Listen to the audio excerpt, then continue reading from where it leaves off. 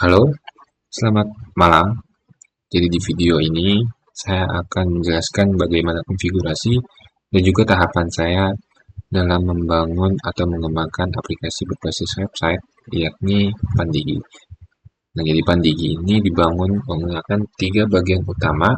Yang pertama yaitu front end. Jadi front end-nya saya menggunakan Angular 19 sebagai single page application. Kemudian yang kedua yaitu backend-nya, saya menggunakan Spring Boot dengan Maven. Yang ketiga yaitu database-nya. Untuk database-nya di sini saya menggunakan PostgreSQL dan juga Pandigi ini dibangun dengan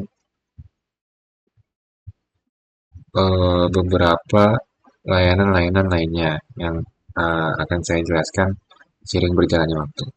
Oke, mungkin kita bisa masuk ke file application slash prod.properties. Nah, file ini itu merupakan konfigurasi dari berbagai macam layanan yang saya pakai di project ini. Oke, saya jelaskan dari yang pertama, yaitu PostgreSQL atau konfigurasi PostgreSQL. Nah, jadi PostgreSQL-nya ini saya deploy di Neontech. Oke, jadi Neontech itu merupakan layanan PostgreSQL yang serverless karena menggunakan koneksi SSL. Nah, karena menggunakan koneksi SSL, jadinya saya perlu memasukkan ataupun menambahkan konfigurasi SSL di data source-nya. Begitu. Oke. Kemudian selanjutnya, saya juga menggunakan layanan RabbitMQ. Ini layanan RabbitMQ. Jadi, RabbitMQ di sini digunakan sebagai message broker untuk menangani notifikasi secara asinkronus. Jadi ketika manajer ataupun owner memverifikasi atau menolak request klien, maka proses pengiriman emailnya itu nggak akan menghambat respons ke user biasa. Begitu. Dan RabbitMQ ini saya deploy di Cloud AMQP. Kemudian ini isi dari konfigurasi RabbitMQ-nya. Oke. Oh iya, sebelumnya saya izin menampilkan websitenya dulu ya. Di sini adalah tampilan dari Neontech. Nah, di sini saya punya table. Nah, ini sudah saya deploy, jadi tabelnya ada banyak, ada admin, content page, dan lain-lain. Nah, kemudian di sini juga ada website QP yang sebelumnya saya sebutkan, fungsinya untuk ngedeploy si RabbitMQ-nya. Oke, kita kembali ke VS Code. Nah, itu untuk RabbitMQ. Yang ketiga, itu ada Redis. Ada konfigurasi Redis. Nah, di Redis ini itu ada host, port, password, dan juga timeout-nya. Oke, jadi fungsinya Redis ini untuk caching hasil analisis lead dan juga untuk caching bagi admin yang gagal login selama 6 kali. Jadi ada dua fungsi Redis di dalam proyek ini. Gitu. Nah, di sini bisa kita lihat bahwa ada namanya time to live. Nah, time to live ini saya set di 600.000 milidetik atau 10 menit. Jadi artinya hasil analisis AI-nya akan di cache selama 10 menit sebelum diperbarui. begitu. Nah, yang keempat yaitu konfigurasi dari recent. Konfigurasi dari recent. Fungsinya recent ini adalah eh, pengiriman email. Jadi Pandigi ini menggunakan recent dengan domain pandawa.digital.web.id. Nah, domain tersebut digunakan untuk eh, sebagai alamat pengirim. Nah, dan juga domainnya ini perlu diverifikasi di dashboard recent terlebih dahulu. Jadi di sini saya sudah ngambil API key-nya recent dan juga di sini email otomatisnya itu namanya noreply@pandawa.digital.web.id. Oke, mungkin saya tunjukkan websitenya ya. Nah, di sini adalah history dari eh, pengiriman email. Ini kemarin saya ngirim email dengan template seperti ini. Oke, kita lanjut. Yang kelima, yaitu adalah konfigurasi Gemini AI. Konfigurasi Gemini AI. Jadi Gemini AI ini khususnya untuk fitur scoring atau fitur analisis. Oke, jadi di sini saya menggunakan model Gemini yang 2.5 flash. Jadi saya di sini sudah mengambil API key milik Gemini, di mana saya tampilkan. API key milik Gemini itu didapat dari web Google AI Studio. Nah, ini adalah API key dari Gemini. Kita lanjut, yang terakhir yaitu adalah JWT. Fungsinya sebagai autentikasi. Jadi Pandigi ini menggunakan JWT dengan masa berlaku yaitu 86.400.000 milidetik atau 1 hari 24 jam. Nah, jadi setelah misal ada admin yang login jam 12 siang hari ini dan kemudian dia tidak login sampai jam 12 siang keesokannya, maka di jam 12 siang titik 01 itu webnya bakalan reset. Jadi si adminnya ini harus login lagi karena token JWT-nya itu sudah expire. Begitu. Nah, adapun di sini saya menggunakan port 7860. Ini saya gunakan 7860 itu untuk bisa deploy backend-nya ke Hugging Face Space. Nanti saya akan jelaskan. Oke. Masuk ke penjelasan berikutnya, yaitu konfigurasi frontend. Konfigurasi frontend. Nah, jadi Angular ini menggunakan dua file environment untuk membedakan konfigurasi development dan juga production. Jadi Angular menggunakan file environment.ts untuk development atau localhost dan juga environment.prod.ts untuk production.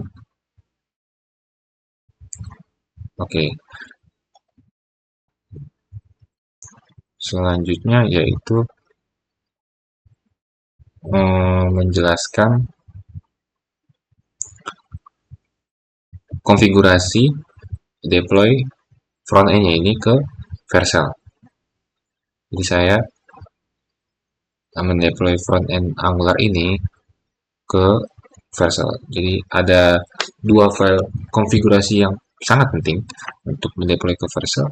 Yang pertama ada angular.json. Jadi AngularJSON-nya ini perlu dikonfigurasi di bagian output path-nya. Oke. Karena output path di /frontend ini itu merupakan folder hasil build yang nantinya akan di-serve oleh Vercel. Begitu. Makanya ini perlu dikonfigurasi. Kemudian yang kedua, yaitu ada konfigurasi file replacements. Ini yang saya blok. Ini konfigurasi file replacements. Nah, fungsinya adalah nanti ketika di production, si Angularnya ini bakalan otomatis mengubah file yang atas ini dengan file yang bawah ini. Gitu. Jadi otomatis merubah tanpa saya mengubahnya secara manual. Itu fungsinya. Nah, yang ketiga ada budgets. Di sini budgets. Ini budget. Nah, saya membatasi ukuran bundle-nya di sini maksimal 5 MB untuk ukuran bundle-nya. Ini untuk initial load dan juga 20 KB. Ini untuk ukuran per komponen stylenya. Jadi tidak terlalu besar karena emang untuk menjaga performa aplikasinya. Begitu. Nah, yang keempat yaitu optimization dan juga source map. Di sini optimization-nya di set di true dan juga source map-nya di set di false. Artinya kode ini, kode keseluruhan ini nantinya akan diminifikasi dan tidak ada source map yang terekspos ke publik. Begitu. Jadi itu adalah bagian-bagian yang perlu dikonfigurasi di dalam file angular.json. Selanjutnya file selanjutnya yang penting yaitu ada vercel.json. Nah, di sini kita harus buat file ini karena file ini adalah file khusus untuk konfigurasi Vercel. Oke, mungkin saya akan jelaskan beberapa. Yang pertama yaitu ada build command. Build command-nya di sini sudah di set, sudah ditentukan. Maka nanti ketika dijalankan, maka si Vercel-nya akan menjalankan command ini, npm run build configuration production. Jadi memastikan bahwa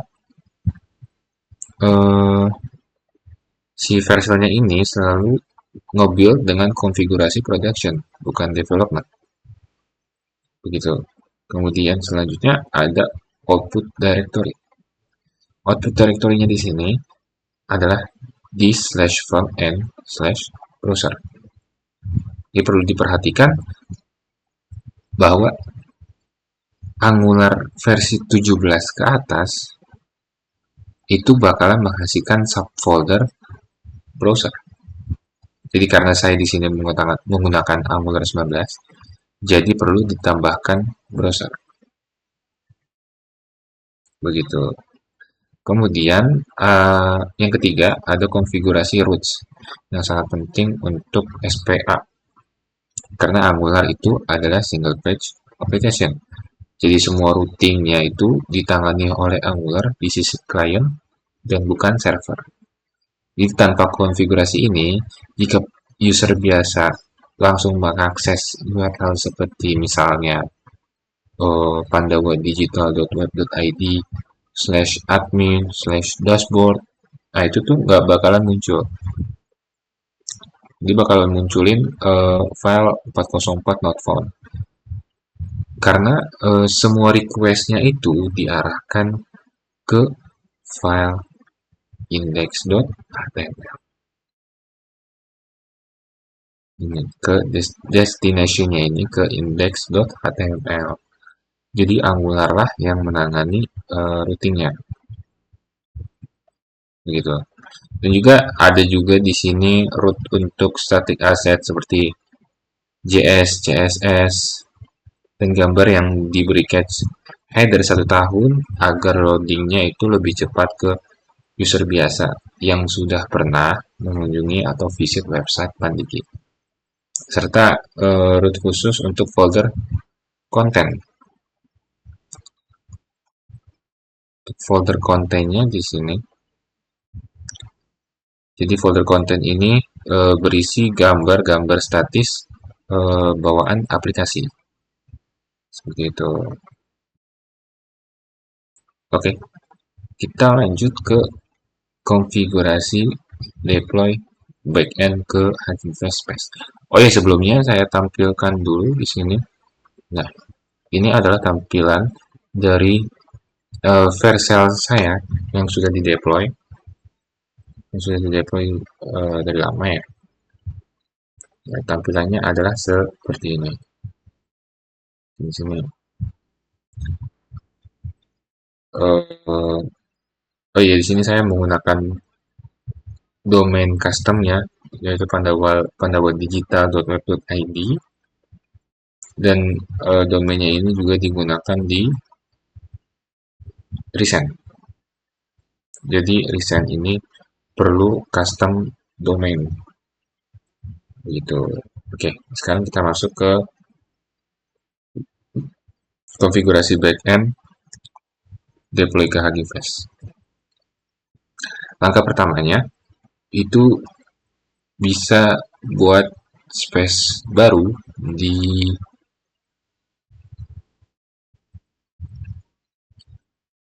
Hugging Face. Nah, di sini bisa buat space baru.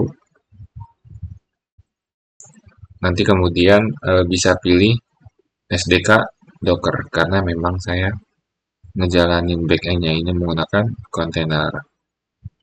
Kemudian nama space ini nantinya akan menjadi bagian dari URL backend. Di dalam kasus saya ini, dalam kasus Pandigi ini, namanya adalah Pandigi backend. Maka nanti eh, namanya itu adalah ini. Nama space-nya dijadikan URL-nya. Begitu Pandigi strip backend. Oke. Kemudian langkah yang kedua adalah nge-clone repository dari GitHub. Nah, yang ini mah gampang, mirip seperti Vercel ya. Tinggal nge-clone dari repository GitHub saya. Lalu setelah di-clone, tinggal masukin file project Spring Boot ke dalam ke dalam folder tersebut. Ataupun bisa juga itu langsung nge-push dari repository GitHub yang udah ada, gitu. Langkah yang ketiga yaitu set environment variable. Ini bagian paling penting karena semua nilai value yang menggunakan format dolar kurung kurawal di application strip.properties itu harus di set di environment variable-nya Hugging Face ini, gitu, agar bisa jalan, gitu. Nah, yang saya dolar kurung kurawakan ini saya simpan di file env.example. File env sebenarnya file env, cuman ini adalah contohnya, contoh isi dari file env saya. Nah, misal di sini saya ngambil host dari RabbitMQ. RabbitMQ di sini nggak ada. Oh, langsung dimasukin di situ. Saya ambil dari Gemini API key deh. Nah, nantinya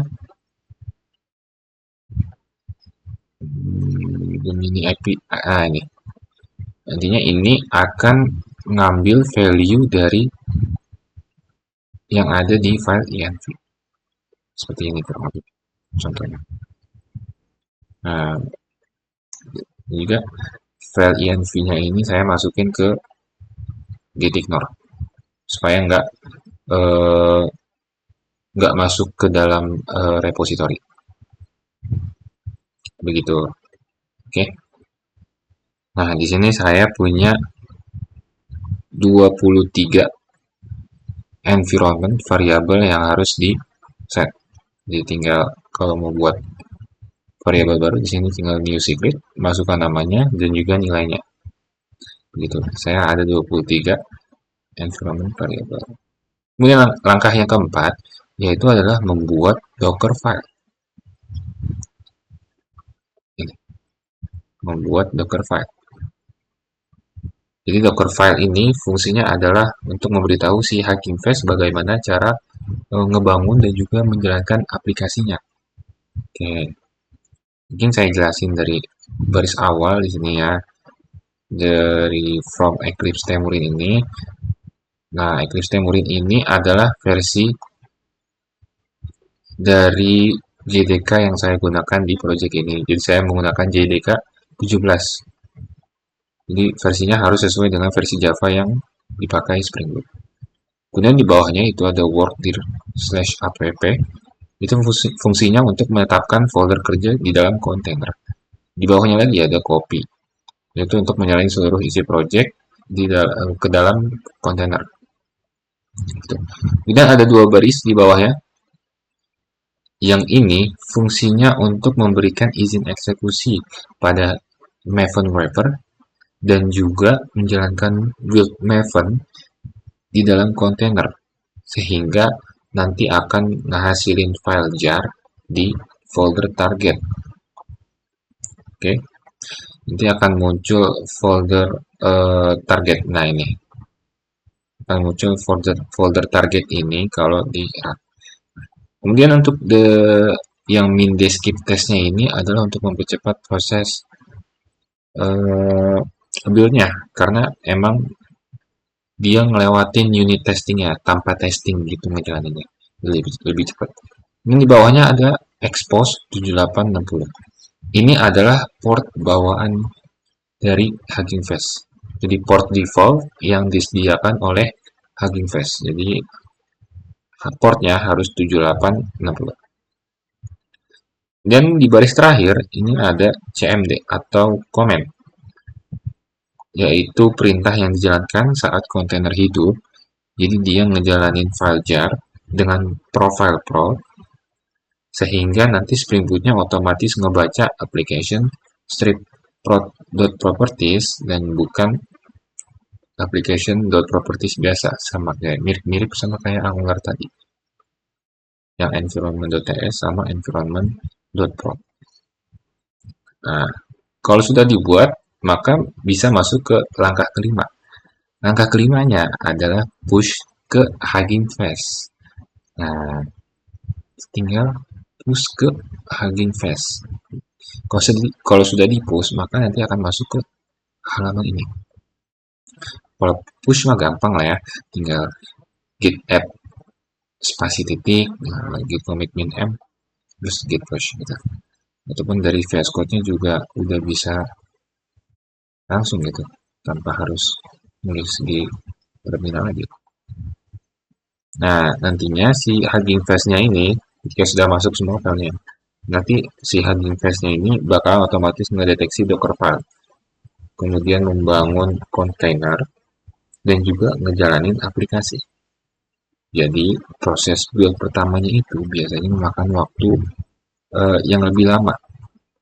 Karena si Maven-nya ini perlu mengunduh semua dependencies yang diperlukan. Begitu. Nah, saya kelewatan satu hal penting. Di Java, sebelum kita ngejalanin dependensi, kita perlu apa istilahnya ya, nge-import dependensi. Nah, di dalam Maven itu ada file bernama pom.xml yang dimana isinya ini ada dependensi-dependensi yang dibutuhkan. Jadi di sini saya eh, misalnya di sini saya menggunakan JPA, Jakarta Precision API, kemudian di sini saya menggunakan MySQL Driver, Lombok untuk eh, mengurangi boilerplate, testing, ini untuk PostgreSQL. Nah, nanti setiap kali ada dependencies baru, maka Java ini harus di build ulang gitu. Jadi alurnya adalah masukin dependensi, build ulang, baru nanti bisa dipakai begitu. Oke, kurang lebih itu saja penjelasan saya terkait dengan proyek yang saya kembangkan ini. Kurang lebihnya mohon maaf jika ada salah kata atau tutur kata. Saya Afwan Ardiansyah dari kelas 4IA 12. Sekian, terima kasih.